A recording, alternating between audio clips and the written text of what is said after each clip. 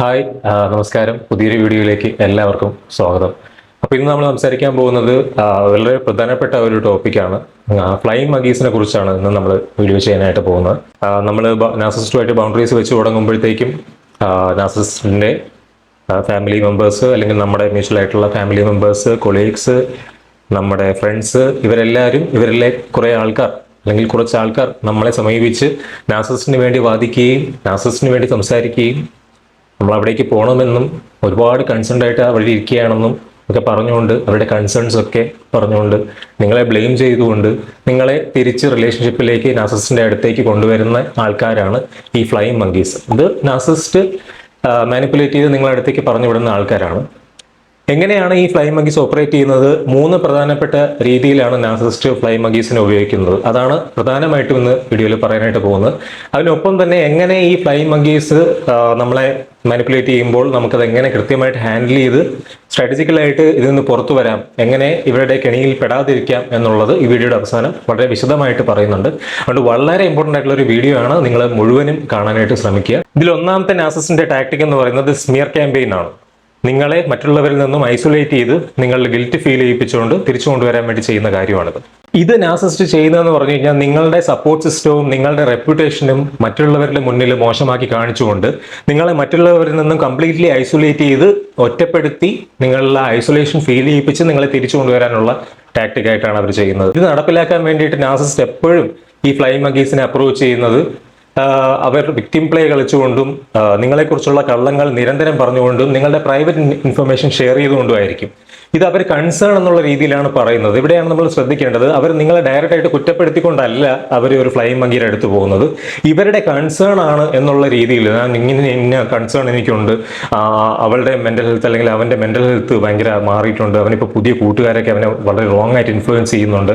ഇതിനൊരു classic example പറയുകയാണെങ്കിൽ narcissistic റിലേഷൻഷിപ്പിന്റെ ഒരു എക്സാമ്പിൾ എടുത്തുകൊണ്ട് പറയാം. ഇപ്പോൾ നാർസിസ്റ്റിക് ആയിട്ടുള്ള ഒരു ഹസ്ബൻഡ് ആണെങ്കിൽ അല്ലെങ്കിൽ ഒരു പാർട്ണർ ആണെങ്കിൽ അവർ മറ്റേ ആള് ഇപ്പം നിങ്ങൾ ഇന്ന് ഡിറ്റാച്ച്ഡ് ആയിട്ട് നിൽക്കുകയാണ്, ഇയാളുടെ അടുത്ത് നിന്ന് ബൗണ്ടറി വെച്ചിട്ട് നിൽക്കുകയാണ്. അപ്പോൾ നിങ്ങളുടെ ഒരു മ്യൂച്വൽ ഫ്രണ്ടിനെ സമീപിച്ചിട്ട് ഇയാൾ പറയാൻ തുടങ്ങും, അവളിപ്പോൾ വളരെയധികം അൺസ്റ്റേബിൾ ആണ്, ഈ ഒരു സമയത്ത് ഇമോഷണലി അൺസ്റ്റേബിൾ ആണ്, അവൾ എന്തൊക്കെയോ പറയുന്നു, എന്തൊക്കെയോ ചെയ്യുന്നു, ഇപ്പോൾ റോങ് ആയിട്ടുള്ള ഫ്രണ്ട്സിൻ്റെ ഒക്കെ ഇൻഫ്ലുവൻസ്ഡ് ആയിട്ട് പല കാര്യങ്ങളൊക്കെ മനസ്സിലാക്കി എടുത്തുകൊണ്ട് അങ്ങനെയാണെന്നൊക്കെ പറഞ്ഞുകൊണ്ട്, ഞാൻ നാർസിസിസ്റ്റ് ആണെന്നൊക്കെ പറഞ്ഞുകൊണ്ട്, അല്ലെങ്കിൽ ഞാൻ മോശപ്പെട്ട ഒരാളാണെന്നൊക്കെ പറഞ്ഞുകൊണ്ട്, അങ്ങനെയൊന്നും അല്ലായിരുന്നു. നമ്മുടെ റിലേഷൻ ഇപ്പോൾ വളരെ നന്നായിട്ട് പോകുമായിരുന്നു. നമുക്കിപ്പോൾ ഇതുപോലെ എന്തൊക്കെയോ പ്രശ്നങ്ങൾ അവർക്ക് സംഭവിച്ചുകൊണ്ടിരിക്കുകയാണ്. അപ്പോൾ നിങ്ങളുടെ ഈ മ്യൂച്വൽ ഫ്രണ്ട് നിങ്ങളെ സമീപിച്ച ശേഷം നിങ്ങളുടെ ആദ്യം പറയുന്നത്, എടാ നീ വല്ലാതിരിക്കുന്നെന്ന് എനിക്ക് തോന്നുന്നുണ്ട്, നിനക്ക് എന്തോ ബുദ്ധിമുട്ടുണ്ടെന്ന് തോന്നുന്നുണ്ട്, അല്ലെങ്കിൽ നിനക്ക് ബുദ്ധിമുട്ടുണ്ടെന്ന് എനിക്ക് മനസ്സിലായി എന്നായിരിക്കും ആദ്യം പറയുന്നത്. അപ്പം നിങ്ങൾ വിചാരിക്കും, അയ്യോ അവൾക്ക് മനസ്സിലായല്ലോ ഞാൻ ബുദ്ധിമുട്ടുണ്ടെന്ന്, എങ്ങനെ മനസ്സിലായി ഇപ്പോൾ ഞാൻ ബുദ്ധിമുട്ടായിരിക്കുന്നു? തൊട്ടടുത്ത് അവർ പറയും, അവൻ വിളിച്ചിരുന്നു, അവൻ പറഞ്ഞിരുന്നു എന്നോട്, അവൻ വല്ലാത്ത ബുദ്ധിമുട്ടിലാണ് അവനിപ്പോൾ. ഇത് കേൾക്കുമ്പോഴത്തേക്കും നിങ്ങൾക്ക് മനസ്സിലാവാ പെട്ടതാണ് എന്നുള്ളത്. ഇത് ഫ്ലൈയിങ് മങ്കിയാണ് കൊണ്ടുവന്നതാണ് എന്നുള്ള അവയർനെസ്സിൽ അല്ലാതെയാണ് ഇരിക്കുന്നതെങ്കിൽ നിങ്ങളെ ഡിഫെൻഡ് ചെയ്യേണ്ട ഒരു അവസ്ഥ വരും അവിടെ. നിങ്ങളെ എടുത്ത തീരുമാനത്തെ ഞാൻ ശരിയാണെന്ന് അവിടെ മറ്റൊരാളിനെ, ആ മ്യൂച്വൽ ഫ്രണ്ടിന് മുന്നിൽ ഡിഫെൻഡ് ചെയ്ത് കൊടുക്കേണ്ട, അത് ശരിയാണ് എന്ന് സമ്മർദ്ദിക്കേണ്ട ഒരു അവസ്ഥയിലേക്ക് നിങ്ങൾ ഫോഴ്സ്ഡ് ആവുകയാണ്. രണ്ടാമത്തെ ടാക്ടിക് എന്ന് പറയുന്നത് ഹൂവറിംഗ് ബൈ പ്രോക്സി എന്ന് പറയും. എങ്ങനെയെങ്കിലും നിങ്ങളെ വലിച്ച് തിരിച്ച് ഇവരുടെ അടുത്ത റിലേഷൻഷിപ്പിലേക്ക് കൊണ്ടുവരിക. നിങ്ങൾ നാർസിസിസ്റ്റിനെ വിടാനായിട്ട് തുടങ്ങുമ്പോൾ നിങ്ങൾക്ക് കാര്യങ്ങളൊക്കെ മനസ്സിലായി, നിങ്ങൾ ഇയാളെ ലീവ് ചെയ്യാനായിട്ട് അല്ലെങ്കിൽ ഈ വ്യക്തിയെ ലീവ് ചെയ്യാനായിട്ട് തുടങ്ങുന്ന സമയത്ത് എങ്ങനെയെങ്കിലും നിങ്ങളെ തിരിച്ച് റിലേഷൻഷിപ്പിലേക്ക് കൊണ്ടുവരാൻ വേണ്ടി, ഏത് വിധേനയെങ്കിലും കൊണ്ടുവരാൻ വേണ്ടിയിട്ട് നിങ്ങളുടെ ബൗണ്ടറി, നോ കോണ്ടാക്ട് ബ്രേക്ക് ചെയ്ത് തിരിച്ച് അവരുടെ അടുത്ത് എത്തിക്കാൻ വേണ്ടിയിട്ട് ചെയ്യുന്ന കാര്യമാണ് ഈ ഹൂവറിംഗ് ടാക്ടിക് എന്ന് പറയുന്നത്. ഇത് നമുക്ക് നല്ലൊരു perfect example narcissistic mother in ലോയെ വെച്ച് നമുക്ക് പറയാൻ പറ്റും. അപ്പം നിങ്ങൾ ഇതുപോലെ മാറി നിൽക്കുകയാണ്, നിങ്ങൾ കൃത്യമായിട്ട് കാര്യം മനസ്സിലാക്കി മാറിപ്പോയി. അപ്പം ഈ അമ്മായിയമ്മ നിങ്ങളെ വിളിച്ചിട്ട് സംസാരിക്കുന്നതും അവൻ കംപ്ലീറ്റ്ലി തകർന്നിരിക്കുകയാണ്. അവൻ എല്ലാം അവൻ തെറ്റിച്ചാണ് ചെയ്തുകൊണ്ടിരിക്കുന്നത്, എല്ലാം അവൻ താറുമാറായിട്ട് ഇരിക്കുകയാണ്. ഇവിടെ മൊത്തത്തിൽ അവൻ പ്രശ്നമായിട്ടിരിക്കുകയാണ്. മൊത്തത്തിൽ അവൻ എന്നോട് പറഞ്ഞു, അവൻ ഒരുപാട് വിഷമമുണ്ട്, അവൻ ഒരുപാട് കാര്യങ്ങൾ ഇപ്പോൾ റിയലൈസ് ചെയ്യുന്നുണ്ട്. ഇപ്പം മുമ്പ് ചെയ്ത കാര്യങ്ങളിൽ അവന് പല കാര്യങ്ങളിലും വളരെയധികം പശ്ചാത്താപമുണ്ട്. അവൻ്റെ ഭാഗത്ത് തെറ്റ് അവന് മനസ്സിലായി. അങ്ങനെ വളരെയധികം നാണം കെട്ട് അല്ലെങ്കിൽ വിഷമിച്ച് അവൻ ഇവിടെ ഇരിക്കുകയാണ്. നിന്നെ വിളിക്കാൻ അവന് വളരെ നാണക്കേടാണ്, ബുദ്ധിമുട്ടാണ്. അതുകൊണ്ടാണ് അവൻ എന്നെ കൊണ്ട് വിളിപ്പിച്ചത്. ഇപ്പോൾ പിന്നെ നിങ്ങൾക്ക് ഫീൽ ചെയ്യുക, ഓക്കെ അയാൾ അവിടെ സോർട്ടായി കഴിഞ്ഞു, ഇനി എൻ്റെ പ്രശ്നമാണ് അവിടെ, ഇപ്പം ഞാനാണ് ഇനി പ്രശ്നം. കാരണം അവിടെ എല്ലാം ഫിക്സ് ആയി കഴിഞ്ഞു, അയാൾ ബുദ്ധിമുട്ടായിരിക്കുകയാണ്, അയാൾ വിഷമിച്ചിരിക്കുകയാണ്.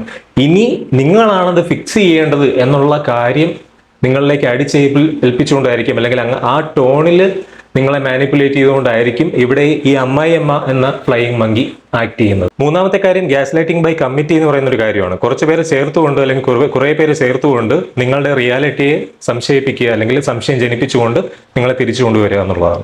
ഇവിടെ നാർസിസിന്റെ ഉദ്ദേശം എന്ന് പറയുന്നത് നിങ്ങളുടെ മെമ്മറിയെ, നിങ്ങളുടെ റിയാലിറ്റിയെ, നിങ്ങളുടെ എക്സ്പീരിയൻസുകളെ എല്ലാം മാനിപ്പുലേറ്റ് ചെയ്തുകൊണ്ട് അത് ശരിയല്ല എന്ന് കാണിച്ചുകൊണ്ട് നിങ്ങളെ ഗ്യാസ് ലൈറ്റ് ചെയ്ത് റിലേഷൻഷിപ്പിലേക്ക് കൊണ്ടുവരിക എന്നുള്ളതാണ് ഉദ്ദേശിക്കുന്നത്.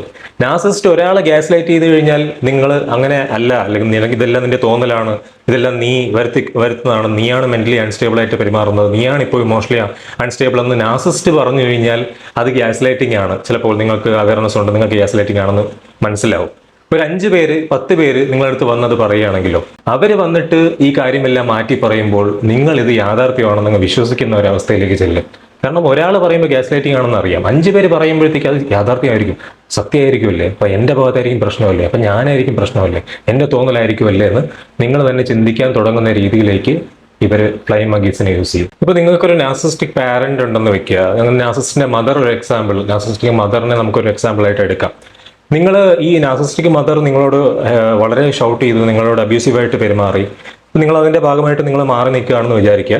അപ്പോൾ നിങ്ങളുടെ സഹോദരിയായിരിക്കാം, അല്ലെങ്കിൽ സഹോദരനായിരിക്കാം, അല്ലെങ്കിൽ നിങ്ങളുടെ ഈ മദറിന്റെ സഹോദരിയോ നിങ്ങളെ കുഞ്ഞമ്മയോ അങ്ങനെ ആരെങ്കിലും ആയിരിക്കാം. അവർ നിങ്ങളെ വിളിച്ചിട്ട് നിങ്ങളോട് പറയുന്നത്, നിനക്കറിയാമല്ലോ അമ്മ ഇങ്ങനെ ആയിക്കഴിഞ്ഞു കഴിഞ്ഞാൽ, ഈ ഇങ്ങനെയൊക്കെ സിറ്റുവേഷൻ ഉണ്ടായിക്കഴിഞ്ഞാൽ അമ്മയ്ക്ക് ഭയങ്കര സ്ട്രെസ് ആണെന്ന് എനിക്കറിയാമല്ലോ, ഇങ്ങനെയാണ് അമ്മ പെരുമാറുന്നതെന്ന് എനിക്കറിയാമല്ലോ, എപ്പോഴും അങ്ങനെയാണെന്ന് എനിക്ക് നന്നായിട്ട് അറിയാവുന്നതല്ലേ, അപ്പം നീ കുറച്ച് സെൻസിറ്റീവാണ് ഈ കാര്യത്തിൽ, നിനക്ക് അത് ഹാൻഡിൽ ചെയ്യാൻ പറ്റാത്തതുകൊണ്ടാണ്, നീ ഒരുപാട് അങ്ങ് കാര്യമായിട്ട് എടുക്കേണ്ടത്, അങ്ങ് വിട്ടുകളാണ്, ഇതിലോട്ട് പോകാം. ഇതൊക്കെ എനിക്കും ഇതൊക്കെ സംഭവിച്ചിട്ടുണ്ട്, എന്നോടും ഇതൊക്കെ കാണിക്കാറുണ്ട്, പക്ഷെ ഞാൻ അത് കൂളായിട്ട് ഹാൻഡിൽ ചെയ്യുന്ന കണ്ടില്ലേ, അതുപോലെ നീ ഇതങ്ങ് വിട്ട് കളഞ്ഞിട്ട് നീ അങ്ങ് സംസാരിക്കുക, അതങ്ങ് അമ്മ ഇപ്പോൾ വളരെ വിഷമിച്ചൊക്കെ ഇരിക്കുകയാണ് അമ്മ എന്നൊക്കെ പറഞ്ഞിട്ട് നിങ്ങളെ ആ രീതിയിൽ ഗ്യാസ് ലൈറ്റ് ചെയ്യും. ഈ ഫ്ലൈയിങ് മങ്കീസിനെ നിയന്ത്രിക്കുക എന്ന് പറയുന്നത് വളരെയധികം, അല്ലെങ്കിൽ നിങ്ങൾക്ക് അത് കൺട്രോൾ ചെയ്യുക എന്ന് പറയുന്നത് വളരെ ബുദ്ധിമുട്ടാണ്, അറിയാമല്ലോ. നിങ്ങൾക്ക് നിങ്ങളുടെ കൺട്രോളിലുള്ള കാര്യമല്ല ഇങ്ങനെ ഓരോരുത്തർ നിങ്ങളെ വിളിച്ച് സംസാരിക്കുന്നതും അപ്രോച്ച് ചെയ്യുന്നതും. കുറേയൊക്കെ നിങ്ങൾക്ക് കോൾസ് ഒക്കെ അവോയ്ഡ് ചെയ്യാൻ പറ്റുമെങ്കിലും ചില സമയത്ത് നമ്മൾ അതിന് പെട്ടുപോകുന്നു, ചില സമയത്തല്ല, പലപ്പോഴും മിക്കവാറും എല്ലാവരും പെടാറുണ്ട് ഇതിനകത്ത്. അപ്പൊ ഇതിനകത്ത് എങ്ങനെയാണ് അത് മനസ്സിലാക്കുന്നത് എന്നുള്ളതെന്ന് വെച്ച് കഴിഞ്ഞാൽ, ഓക്കെ, അവരെ നമുക്ക് കൺട്രോൾ ചെയ്യാൻ പറ്റില്ല, പക്ഷെ നമ്മുടെ റെസ്പോൺസ്, അതിന് നമ്മൾ കൊടുക്കുന്ന മറുപടി നമുക്ക് കൺട്രോൾ ചെയ്യാൻ പറ്റും. അതിൽ നമുക്ക് കുറച്ച് എംപവേർഡ് ആയിട്ട് അവയർനെസ്സോടുകൂടി ഇവരെ ടാക്ടിക്കലി നേരിടാനായിട്ട് പറ്റും. അതെങ്ങനെയാണെന്നുള്ളതാണ് ഇനി പറയാൻ വേണ്ടി പോകുന്നത്. അതിൽ ഒന്നാമത്തെ കാര്യം, അവരെ ഒരു ഇൻഫർമേഷൻ ഡയറ്റിലൂടെ കടത്തിവിടുക എന്നുള്ളതാണ്. ജെയ്ഡ് എന്ന് പറയും, do not justify, do not argue, do not defend and do not explain എന്നുള്ളതാണ്. ഈ 4 കാര്യങ്ങൾ ചെയ്യാതിരിക്കുക എന്നുള്ളതാണ്. പ്രത്യേകിച്ച് നമ്മൾ കോൺഷ്യസ്ലി നമ്മൾ അവെയർ ആയിക്കൊണ്ട്, ഓക്കെ, ഞാൻ ഇതാണ് ഇപ്പോൾ ചെയ്യേണ്ടത് എന്ന് മനസ്സിലായിക്കൊണ്ട് ഒരു ഇൻഫർമേഷൻ ഡയറ്റ് നിങ്ങൾ എടുക്കുക എന്നുള്ളതാണ്. ഇവരെ ഇങ്ങനെ ഫ്ലൈയിങ് മങ്കീസിനെ വിടുമ്പോൾ നിങ്ങൾ ജസ്റ്റിഫൈ ചെയ്യാൻ തുടങ്ങുമ്പോൾ, നിങ്ങൾ ഡിഫെൻഡ് ചെയ്യാൻ തുടങ്ങുമ്പോൾ, നിങ്ങളെ എക്സ്പ്ലെയിൻ ചെയ്യാൻ തുടങ്ങുമ്പോൾ അവിടെ നിങ്ങൾ കൺട്രോൾ പോയി എന്നാണ് അർത്ഥം. കാരണം പിന്നെ നിങ്ങൾ പറയുന്ന കാര്യങ്ങൾ നാർസിസിനെ സംബന്ധിച്ചിടത്തോളം ഇൻഫർമേഷൻ ആണ്. പിന്നെ എന്ത് കാര്യം നിങ്ങൾ ഈ ഫ്ലൈയിങ് മങ്കിയോട് പറഞ്ഞാലും അവരെവിടെ പോയി പറയും. അപ്പോൾ നാർസിസ്റ്റിന് നിങ്ങളെപ്പറ്റി എന്തൊക്കെ അറിയാൻ പറ്റും, നിങ്ങൾ നോ കോണ്ടാക്റ്റിൽ ഇരുന്നിട്ട് നിങ്ങളെപ്പറ്റി എന്തൊക്കെ അറിവ് കിട്ടോ അതെല്ലാം നിങ്ങൾക്കെതിരെ ഉപയോഗിക്കുന്ന ആൾക്കാരാണ് നാർസിസ്റ്റുകൾ. അത് ഈ ബാക്കിയുള്ളവരുടെ അടുത്ത് പറഞ്ഞു തന്നെ നിങ്ങളെ മനസ്സമാധാനം കെടുത്താൻ പറ്റും. ഇത് നാർസിസ്റ്റിന്റെ അടുത്ത് നിന്ന് മാറി വേറൊരു രാജ്യത്ത് പോയ ആൾക്കാർ, എനിക്ക് പേഴ്സണലി അറിയാവുന്ന ആൾക്കാരാണ്. അത് വളരെ ദൂരെ മറ്റൊരു രാജ്യത്ത് ഒരു ഭൂഖണ്ഡത്തിന്റെ അങ്ങേയറ്റത്ത് ഇരിക്കുന്ന ആളിന് ഇവിടെ ഇരുന്നിട്ട് സമാധാനം ഇല്ലാത്തൊരു അവസ്ഥ, ഇത്രയും ദൂരെ ഇരുന്നിട്ട് പോലും സമാധാനം കിട്ടാത്ത, കാരണം ഇമോഷണലി അവർ നിങ്ങളെ അബ്യൂസ് ചെയ്യുന്നുണ്ട്. നിങ്ങൾ ഡിസ്റ്റന്റ് ഫിസിക്കലി ദൂരെയാണെങ്കിലും നിങ്ങളെ ഈ ആൾക്കാർ വഴി, ഫ്ലൈയിങ് മങ്കീസ് വഴി, നിങ്ങളുടെ മ്യൂച്വൽ ആയിട്ടുള്ള ഫ്രണ്ട്സ് വഴി, ഈ പറയുന്ന ആൾക്കാരെല്ലാം വഴിയിട്ട് നിങ്ങളെ അബ്യൂസ് ചെയ്യാനായിട്ട്, നിങ്ങളെ ബുദ്ധിമുട്ടിക്കാനായിട്ട്, നിങ്ങളിൽ ഡ്രാമ ജനിപ്പിച്ച് നിങ്ങൾ കുറ്റബോധം ഉണ്ടാക്കാനായിട്ട്, നിങ്ങളെ സഫോക്കേറ്റ് ചെയ്യിപ്പിക്കാൻ വേണ്ടിയിട്ട് ഇവർക്ക് കഴിയും എന്നുള്ളതാണ്. അതുകൊണ്ട് ഇത്തരത്തിലൊരു ഫ്ലൈയിങ് മങ്കി നിങ്ങളെ അപ്രോച്ച് ചെയ്യുമ്പോൾ നിങ്ങൾ ആദ്യം പറയേണ്ട ഒരു കാര്യം എന്ന് പറയുന്നത്, എനിക്ക് എൻ്റെ അമ്മയുമായിട്ടുള്ള റിലേഷൻഷിപ്പ്, അല്ലെങ്കിൽ എനിക്ക് ഈ ആളുമായിട്ടുള്ള റിലേഷൻഷിപ്പ് വളരെ പ്രൈവറ്റ് ആയിട്ടുള്ള കാര്യമാണ്, എനിക്കിപ്പോൾ അതിനെപ്പറ്റി സംസാരിക്കാനായിട്ട് താല്പര്യമില്ല, അല്ലെങ്കിൽ അത് ഷെയർ ചെയ്യാനായിട്ട് ഞാൻ താല്പര്യപ്പെടുന്നില്ല. പിന്നെ രണ്ടാമത് നിങ്ങൾ പറയേണ്ടത്, ഞാനിത് നിങ്ങളോട് ഡിസ്കസ് ചെയ്യാനായിട്ട് ഇപ്പോൾ താല്പര്യപ്പെടുന്നില്ല, ഇപ്പം അതിനെപ്പറ്റി സംസാരിക്കാനായിട്ട് എനിക്ക് താല്പര്യമില്ല, അല്ലെങ്കിൽ ഇപ്പം എനിക്ക് സംസാരിക്കാനായിട്ട് കഴിയില്ല എന്നുള്ളത് വ്യക്തമായിട്ട് നിങ്ങൾ അതോറിറ്റേറ്റീവ് ആയിട്ട് തന്നെ ഇത് പറയണം. രണ്ടാമത്തെ കാര്യം, റെക്കഗ്നൈസ് യുവർ ഡീലിംഗ് വിത്ത് എന്നുള്ളതാണ്. ഏത് തരത്തിലുള്ള ഇനേബിളർ ആണ്, അല്ലെങ്കിൽ ഏത് തരത്തിലുള്ള ഫ്ലൈയിങ് മങ്കിയാണ് നിങ്ങളെ വിളിക്കുന്നതെന്ന് മനസ്സിലാക്കുക. ഇവിടെ രണ്ട് തരത്തിലുള്ള ഫ്ലൈയിങ് മങ്കീസ് നിങ്ങളെ അപ്രോച്ച് ചെയ്യാൻ സാധ്യതയുണ്ട്. ഒന്ന്, ഇന്നസെന്റ് ആയിട്ടുള്ള ആൾക്കാരായിരിക്കാം, അവർ ഇവരുടെ മാനിപ്പുലേഷനിൽ പെട്ടുപോയിട്ട് നിങ്ങളെ വിളിക്കുന്നതായിരിക്കാം. മറ്റവര് മാലീഷ്യസ് ആയിട്ടുള്ള, ശരിക്കും പ്രോബ്ലമാറ്റിക് ആയിട്ടുള്ള ഡ്രാമ കാണാൻ ഇഷ്ടപ്പെടുന്ന നാർസിസിന്റെ ഫ്ലൈയിങ് മങ്കി ആയിരിക്കും. അപ്പൊ അങ്ങനെയുള്ള ആൾക്കാർ നിങ്ങൾക്ക് അറിയാമല്ലോ, ആ പ്രോബ്ലമാറ്റിക് ആയിട്ടുള്ള ആളാണ് ഇവർ വിളിക്കുന്നതെന്നുള്ളത്. അപ്പം ഈ രണ്ട് ആൾക്കാരെയും വ്യത്യസ്തമായിട്ട് കാണണം, നമ്മൾ ആ രീതിയിൽ തന്നെ ഡീൽ ചെയ്യണം. കാരണം ഈ ഇന്റൻഷണൽ അറിയാതെ വരുന്ന ഈ ഇതിനെപ്പറ്റി വിവരം ഇല്ലാത്തതുകൊണ്ട്, അല്ലെങ്കിൽ അവര് ഇതിൽ പെട്ടുപോയിട്ട് നിങ്ങൾ വിളിക്കുന്ന ഒരാളാണെങ്കിൽ അവർക്ക് ഒരു ചാൻസ് നിങ്ങൾ കൊടുക്കാം നിങ്ങളെ സംസാരിക്കാൻ വേണ്ടിയിട്ട്. നിങ്ങൾ ഈ കാര്യങ്ങൾ, ഞാൻ നേരത്തെ പറഞ്ഞ കാര്യങ്ങളൊക്കെ പറയുമ്പോൾ ഇവർ നിർത്തണം, ഇവർ പിന്നെ നിങ്ങളെ വിളിക്കാൻ പാടില്ല. അപ്പോൾ ഒരു ചാൻസ് അവിടേക്ക് സംസാരിക്കാൻ വേണ്ടി കൊടുക്കുക. എന്നാൽ മറ്റേ അപകടകാരിയായിട്ടുള്ള ആ ഇനേബിളർ ഉണ്ടല്ലോ, മറ്റേ ആള്, നിങ്ങളുടെ ഡ്രാമ കാണാൻ, നിങ്ങൾക്കിടയിലുള്ള ഡ്രാമ കാണാനും നിങ്ങൾ സഫർ ചെയ്യുന്ന കാണാനും ഇഷ്ടപ്പെടുന്ന ആൾ, അവർക്ക് ഒരു ചാൻസും കൊടുക്കരുത്, ഒരു എക്സ്പ്ലനേഷനും കൊടുക്കരുത്. മൂന്നാമത്തെ കാര്യം, set firm, hard and clear boundary എന്നുള്ളതാണ്. ഇവർ പിന്നെ നിങ്ങളെ വിളിച്ചുകൊണ്ടിരിക്കുകയാണെങ്കിൽ, ഈ ഫ്ലൈയിങ് മങ്കി നിങ്ങളെ അപ്രോച്ച് ചെയ്തുകൊണ്ടിരിക്കുകയാണെങ്കിൽ വളരെ ഹാർഡ് ആയിട്ടുള്ള ബൗണ്ടറി അവരുടെ അടുത്ത് വെക്കുക എന്നുള്ളതാണ്. നിങ്ങൾ അവരോട് പറയുക, നീ എൻ്റെ ഫ്രണ്ടാണ് എന്നുള്ള കാര്യം ഞാൻ മാനിക്കുന്നു, ഞാനത് മനസ്സിലാക്കുന്ന കാര്യമാണ്.